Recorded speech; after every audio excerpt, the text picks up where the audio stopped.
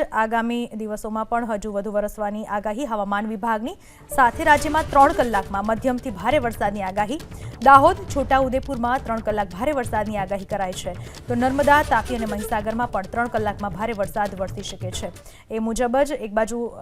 વરસાદની આગાહી કરવામાં આવી છે તો સાથે છોટાઉદેપુરમાં વરસાદ હાલમાં વરસી પણ રહ્યો છે અને હજુ 3 કલાક ભારે વરસાદ વરસી શકે છે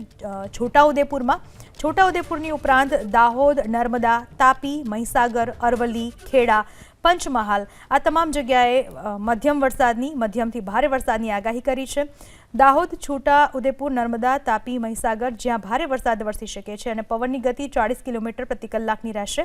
તો અરવલ્લી ખેડા પંચમહાલ વડોદરા ભરૂચ સુરત ડાંગ નવસારી વલસાડ દમણ અને દાદરાનગર હવેલી તેમજ આણંદ સાબરકાંઠામાં મધ્યમ વરસાદની આગાહી આ ઉપરાંત બનાસકાંઠા પાટણ મહેસાણા ગાંધીનગર અમદાવાદ સુરેન્દ્રનગર બોટાદ મોરબી રાજકોટ જામનગર દેવભૂમિ દ્વારકા